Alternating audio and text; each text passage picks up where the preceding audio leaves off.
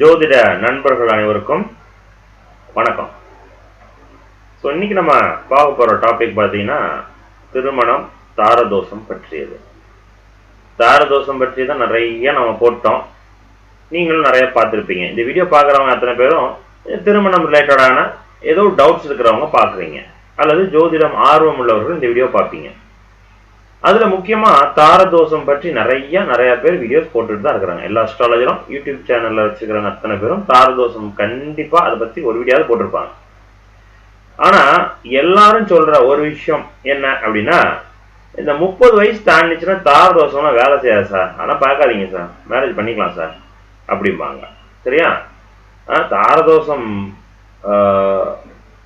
ஆனது காரணமே இந்த 30 வயசு தாண்டதா தாரதோஷமே. தாரதோஷம் இருக்கிறதுனால தான் 30 வயசு தாண்டி உங்களுக்கு மேரேஜே வருது சார் அப்படிம்பாங்க. சரியா? இன்னொரு பாயிண்ட் ஆஃப் வியூல தாரதோஷத்துக்கு நிறைய பரிகாரம் பண்ணியாச்சா. திருமணஞ்சேரி போயாச்சு, திருப்பாம்பரம் போயாச்சு, திருநாகேஸ்வரம் போயாச்சு, ராகுகேது காளகஸ்தி போயாச்சு, இன்னும் என்ன இருக்கு, திருப்பஞ்சலி போயாச்சு, கொடுமுடி போயாச்சு, ராமேஸ்வரம் போயாச்சு, காசியே போயாச்சு. இது மாதிரி பரிகார ஸ்தலங்கள் 1000 இருந்தாலும் ஆனா அந்த தோஷம் சில பேருக்கு நடக்குது. என்னுடைய லைஃப்லயே பார்த்தீங்கன்னா, நான் என்னுடைய கஸ்டமர்ஸ்க்கு நான் சொன்னேன், ஸ்டார்டிங் ஸ்டேஜில் சொன்னேன், என்னுடைய அனுபவத்தை நான் சொல்றேன். இது மாதிரி ஜாதகம் பார்க்கும் பொழுது தாரதோஷம் தெளிவாக தெரியுது. அப்போ கன்ஃபார்மா இது ஒரு தாரதோஷம் நடக்க போகுது அப்படின்னு நான் சொல்றேன். ஆனா எந்த லெவல் வரைக்கும் நடக்கும், அளவீடு பண்ணணும். கிரக வலுவை வைத்து ஜாதகத்தில் ஒரு சம்பவம் சொல்றோம்ல, பணம் சம்பாதிக்க போறாங்க, அப்ப ரைட்டு, பணம் எவ்வளவு சம்பாதிப்பாங்க, 100 ரூபாயா, 1000 ரூபாயா, இல்ல பல ஆயிரமா, லட்சமா, பல லட்சமா, கோடியா, பல கோடியா, இந்த வேரியேஷன்ஸ் இருக்கு பார்த்தீங்களா, இதுலதான் ரொம்ப இம்பார்ட்டன்ட். இது நுணுக்கமா பாக்குறது. அது மாதிரி ஒவ்வொரு பலன்களையும் தாரதோஷம் நடக்க போகுது. தாரதோஷம் அப்படிங்கிறது வரக்கூடிய வரன், அதாவது மேலா இருந்தா ஃபீமேல், ஆனா இருந்தா பெண் மூலமாக அவங்கதான் அவர்களுக்கு வரக்கூடிய தாரம். பெண்ணா இருந்தா ஆண், அந்த ஆண் மூலமாக, அந்த தாரத்தின் மூலமாக நீங்க கஷ்டப்படணும், வருத்தப்படணும், ஒரு குற்ற உணர்ச்சிக்கு ஆகணும். சரியா? அதுல ஒரு மன அழுத்தம் கொடுக்கணும். இதுக்கு பேர் தோஷம். எதனால நடக்குது? நீங்க எதிர்நோக்கி வரக்கூடிய அந்த ஆண், அந்த பெண், அந்த தாரத்தினால நடக்குது. அதுக்கு பேர் தான் தாரதோஷம். இது எந்த அளவு இருக்குது இப்ப பாருங்க. இந்த தாரதோஷம் திருமணம் முடிந்து அதுக்கப்புறம் இந்த நடக்குது, அதாவது திருமண முறிவு அப்படிங்கிற போகும்போது அந்த தாரதோஷத்தினுடைய அளவு பயங்கரமா இருக்கு. திருமணம் நடந்து அதுக்கப்புறம் அந்த டிவோர்ஸ், அந்த பிரிவு அப்படின்னு போகும் பொழுது அந்த வலி எவ்வளவு இருக்கும். அதை விட திருமணம் முன்னாடியே அந்த திருமணம் நின்னுக்குது, இப்ப இதனுடைய வலி எப்படி இருக்கும், கம்பேர் பண்ணும்போது கம்மியா இருக்கும்.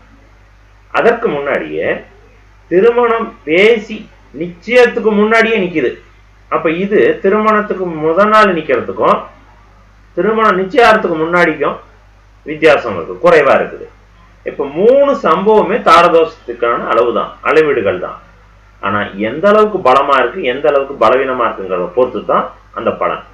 அது மாதிரி நம்ம கிளைண்ட் ஒருத்தவங்களுக்கு சொன்னோம், அவங்களுக்கு தாரதோஷம் நிச்சயம் வரைக்கும் வந்து நிக்கணும், அல்லது நிச்சயம் திருமணத்திற்கு முன்னாடி நின்னா ரொம்ப சந்தோஷம் அப்படின்னு சொன்னோம்.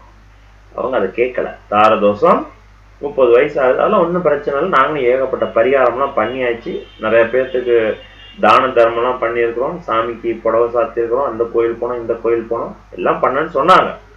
ஆனா நடந்தது நான் சொன்ன மாதிரி தான். அதுக்கப்புறம் தான் நம்மளை தேடி வந்தாங்க, மறுபடியும் நிறைய பேரையும் ரெஃபர் பண்ணாங்க. அப்ப அதுக்கு காரணம் ஒரு விஷயம், ஜோதிடர்களுக்கு இதையும் சொல்லிடுறேன், ஜோதிடர்களுக்கு வந்து ஒரு பலன் சொல்லி அந்த பலன் நடந்தா தான் அந்த ஆளுக்கு பேரு புகழலாம். அந்த பேரு புகழ் தான் அவருடைய வருமானத்தை ஈட்டி கொடுக்குது, அவரை லாங் லைஃப் இருக்க வைக்குது. அது மினிமமாவது ஒரு 3 மாசம் வேணும் ஜோதிடர்களுக்கு, அப்பதான் அந்த பலன் நடக்கும். நம்ம கடையில போய் ஒரு விஷயத்த வாங்குறோம், போட்டுக்கல்ல சக்கரை சம்திங், அது காசு கொடுக்குறோம், கையில வந்துருது, அது பொருள் நல்லா இருக்காதுன்னு அப்பவே பார்த்தா அப்பவே கொடுக்குறோம். இப்ப ஜோதிடர்களுடைய வேலை அப்படி கிடையாது, அந்த பலன் நடக்கிறதுக்கு மினிமம் 3 மாசம் ஆகும். அது மாதிரி நான் ஒரு வருஷத்துக்கு முன்னாடியே சொல்லியிருந்தேன், இந்த பலன் இப்படிதான் நடக்கும், கவனமா இருங்கன்ட்டு. நம்பவே இல்லை அவங்க. அதுக்கப்புறம் நடந்ததுக்கு அப்புறம் தேடி வந்தாங்க நம்மள்ட்ட. ஸோ இது மாதிரிதான் நடக்கும். இதுல இன்னொரு பாயிண்ட் என்ன அப்படின்னா, அந்த தாரதோஷம் கண்டிப்பா நடக்கும் அப்படிங்கிறது. இப்ப ஏஜ் பார்க்கும் பொழுது 30 வயசு ஆச்சுன்னா அதெல்லாம் குறைஞ்சிடும் சார், அதெல்லாம் நடக்காது சார் அப்படின்னு சொல்லுவாங்க. இன்னைக்கு நம்ம பார்க்க போற வீடியோ 30 வயசு ஆகியும் நடந்துருச்சு, அப்ப அது காரணம் என்ன அப்படிங்கிறது தான் முக்கியம். சரிங்களா? இந்த இடத்துல பரிகாரம் பண்ணவே கூடாது, பரிகாரம் ஒரு வேளையும் பண்ணலையா அப்படிங்கிறத நீங்க தப்பா எடுத்துக்க கூடாது. பரிகாரம்ங்கிற கான்செப்ட் எதுக்கு அப்படின்னா, நீங்க ஆத்மார்த்தமா அந்த தோஷத்தை ஏற்றுக்கொள்வதற்கோ அல்லது தோஷத்தின் மூலமாக நீங்க கிடைக்கக்கூடிய பலனை ஏற்று நடப்பதற்கான பக்குவத்தை கொடுக்கறதுக்கு தான் அந்த பரிகாரம். சரிங்களா? எதுவா இருந்தாலும் நான் ஏத்துக்கிறேன், எதுவா இருந்தாலும் நான் அதை டேக்கிள் பண்ணி நடந்து போய்க்கிறேன் அப்படிங்கிற ஒரு மன பக்குவத்துக்கு தான் அந்த பரிகாரம். சரிங்களா? அந்த பரிகாரத்தின் மூலமாக அந்த பிரச்சனை வரும்பொழுது நீங்க அதை சகிச்சு கொள்ளுகிட்டோ, கௌரவம் பார்க்காமலையோ, ஈகோ பார்க்காமையோ செய்யறதுக்கான ஒரு லேபிள், ஒரு டெம்ப்ளேட் உங்களுக்குள்ள வருது பார்த்தீங்களா? இதுதான் அந்த பரிகாரம் செய்த பலன். புரிஞ்சுட்டீங்களா? இதனால அந்த தோஷம் இருந்தாலும் அது நகர்த்தி கொண்டு போயிடும் அல்லது நடக்க விடாமல் தடுக்குது, வீரியத்தை குறைக்குது. ஆனா இது ஆத்மார்த்தமா செய்யணும். கையில காசு இருக்கு, நான் பண்ணிட்டேன், நடக்கல அப்படிங்கிற கேள்வி இந்த பரிகாரங்கிற விஷயத்தெல்லாம் கேட்கக்கூடாது. அதனாலதான் பரிகாரம் விஷயத்துல உள்ள போகும்போது நான் ரொம்ப டெப்தாலாம் சொல்லவே மாட்டேன். ஆத்மார்த்தமா பண்ணுங்க, அதை கண்டினியூஸா பண்ணுங்க, லாங் லைஃப் பண்ணுங்க, இவ்வளவுதான் நம்மளோட இது. இதை நீங்க பண்ணிக்கிட்டே வரணும். அது மாதிரி இன்னைக்கு நம்ம பார்க்க போற ஜாதகம் 30 வயசை கடந்தும் தாரதோஷம் நடந்துச்சு. காரணம் என்ன? இங்க பாருங்க, இந்த ஜாதகத்துல சிம்பிள். ஜாதகத்துல உங்களுக்கு தனுசு லக்னம், தனுசு லக்னம், மீன ராசி, நட்சத்திரம் ரேவதி நட்சத்திரம் 3ஆம் பாதம். இப்ப நடந்துட்டு இருக்கிற திசை சூரிய திசை போயிட்டு இருக்குது. சூரிய திசையில இந்த ராகு புத்தி இருக்கு பார்த்தீங்களா? இந்த ராகு புத்தியில தான் தாரதோஷம் நடந்திருக்குது. ஓகேவா? ஏஜ் என்ன? ஒரு நிமிஷம் இருங்களேன், உங்களுக்கு இந்த ஏஜ் என்ன இல்லடா, ஏஜ் இவருக்கு அதிகமா கூட இருக்கும். ஓகேவா? ஏஜ் உங்களுக்கு காட்டுறேன். இதுதான் டேட் ஆஃப் பர்த். ஓகேவா? ஏன்னா இதுக்கு நான் டேட் ஆஃப் பர்த் காட்டினா தான் உங்களுக்கு நம்புவீங்க, இல்லைன்னா அவன் போய் சொல்றான் கூட நீங்க நினைக்கலாம். ஸோ இப்போ 88 24 அக்டோபர் 88ல பிறந்திருக்காரு ஜாதகர். இப்போ இந்த ஜாதகருக்கு 30 வயசு தாண்டிடுச்சு. ஸோ அப்ப இந்த ஜாதகத்திற்கு 30 வயசு தாண்டியும் தாரதோஷம் நடந்திருக்கு. ஆனா எந்த லெவல் நடந்திருக்கு அப்படிங்கிறதா முக்கியம். இவருக்கு நிச்சயம் பேசி திருமணத்திற்கு முன்னாடி நின்றுச்சு. இதுக்கு முன் தாரதோஷம் தான். இப்பதான் நான் ஃபர்ஸ்ட் சொன்னேன், அந்த எந்த அளவுல இருக்கு. ஏன் திருமணத்திற்கு முன்னாடியே நிக்குது, திருமணம் வரைக்கும் போய் நிக்கல அல்லது திருமணம் முடிக்கல? தாரதோஷம் தெளிவா இருக்கு. இங்க தாரதோஷங்கிறது எதை சொல்லலாம்? 2ஆம் பாவகம் அடி வாங்கி நிக்குதா? இல்ல. 7ஆம் பாவகம் பாவகரம் சனி தொடர்பு இருக்கான், 7ஆம் பாவகத்தை சனி பாக்குது, அதுதான் தாரதோஷம். 7ஆம் பாவகத்தை செவ்வாயும் பாக்குது, கரெக்ட், அதுவும் தாரதோஷம். அதனாலதான் தோஷம் நடக்குது. இது தோஷம் கிடையாது. இங்க 7ஆம் பாவகத்தை சனி பார்க்கறதுனாலதான் இது மேரேஜுக்கு முன்னாடியே நிக்குது. தாரதோஷத்தினுடைய அளவு குறையுது. இங்க தாரதோஷத்தை கொடுக்கிறது சனி கிடையாது, புதன். இந்த ஜாதகத்தில் புதன் தான் தாரதோஷத்தை கொடுக்குது.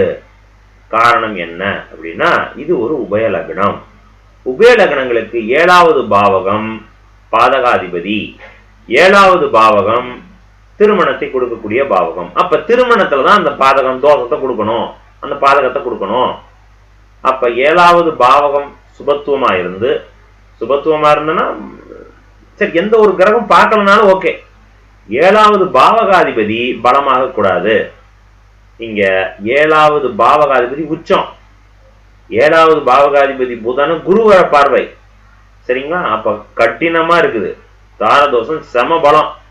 ஆனா காட் கிரேஸ், இந்த ஜாதகத்திற்கு லக்னத்துல சனி உட்கார்ந்து 7ஆம் இடத்தை பார்க்குது. இப்ப இந்த தாரதோஷத்தினுடைய அளவை குறைச்சிடுது. புரிஞ்சுக்கிட்டீங்களா?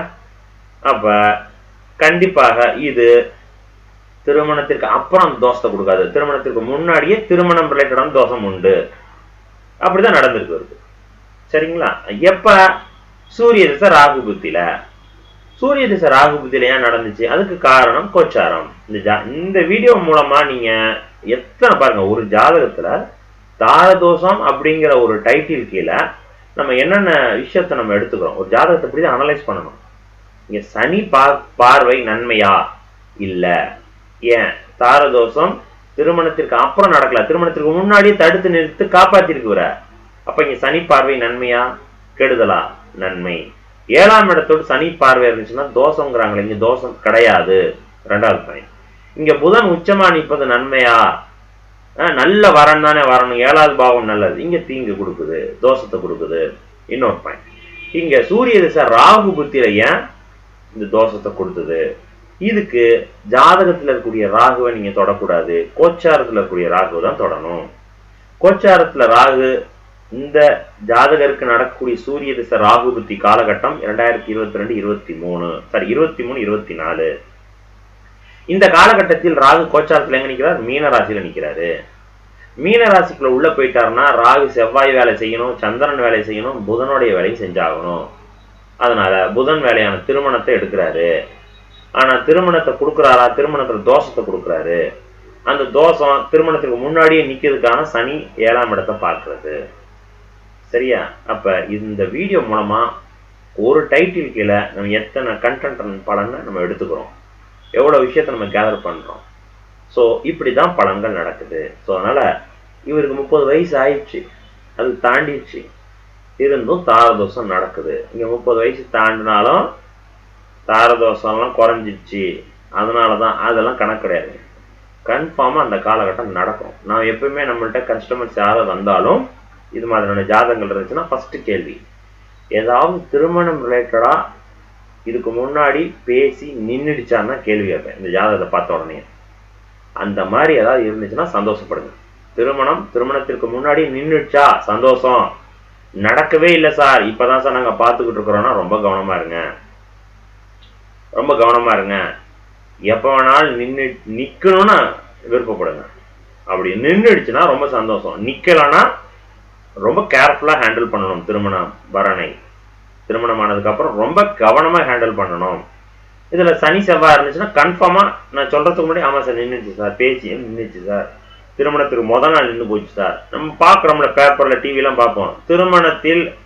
திருமணத்திற்கு முன்னாடியே பெண்ணு போயிட்டாங்க, கணவன் பையன் காணா போயிட்டாரு, திருமணத்துல பிரச்சனையாகி கலவரத்துல நின்று போயிடுச்சு. இதெல்லாம் செய்தியா கேட்கிறோம். அந்த ஜாதகருடைய ஜாதகம் எப்படி இருக்கும்? ஒருத்தர் திருமணம் நின்று போச்சு, திருமண மண்டபத்திலே நின்று போச்சு பிரச்சனையாகி, திருமணத்துக்கு முன்னாடி அந்த பொண்ணு ஓடி போயிடுச்சு, சம்திங் ஏதோ நடக்குது. அந்த பையனுடைய ஜாதகம் எப்படி இருக்கும் நம்ம நினைச்சு பார்த்துக்கோமா? இது மாதிரியான கேட்டகரியில இந்த சனி அங்க இடத்துல பார்க்கல, அப்ப இந்த சம்பவம் அப்படியே இருக்கும், கன்ஃபார்மா நடக்கும். அந்த ஜாதகத்துல லக்னத்துல சனி இல்ல, புதன் உச்சம், புதனோட தசாபுத்தி போந்துச்சுன்னா 7ஆம் இடத்தோடு கோச்சாரத்துல செவ்வாய் எங்கனாவது ஒரு இடத்துல நின்று இருந்துச்சுன்னா இப்ப நான் சொன்ன பலன் அப்படியே நடக்கும். திருமணம் கிட்டக்க மேடையில நிக்கும். இதுக்கு காரணம் செவ்வாய் லக்னத்துல 7ஆம் இடத்துல கோச்சாரத்துல நிக்கிறதுனால. புரிஞ்சுட்டீங்களா? சோ இது மாதிரி தாரதோஷம் நடக்கும். அப்ப ஏஜ் ஃபேக்டர் முக்கியம் கிடையாது, என்ன காலகட்டம் அப்படிங்கறது தான் முக்கியம். சரிங்களா? இதுக்கு பரிகாரம் ஆத்மார்த்தமாக பண்ணும் பொழுது மட்டும்தான் அதனுடைய வீரியம் குறையும் தாரதோஷனுடைய. சரியா? ரைட். ஸோ இது ஒரு வீடியோ நம்ம நேயர்களுக்காக விளக்கமாக நம்ம சொல்லியிருக்கிறோம். பிடிச்சிருக்கும்னு நினைக்கிறேன். இந்த வீடியோ பற்றியான கமெண்ட்ஸ் ஏதாவது இருந்துச்சுன்னா கீழே கமெண்ட் பாக்ஸில் கமெண்ட் பண்ணுங்க. அடுத்த வீடியோவில் சந்திக்கலாம். நன்றி.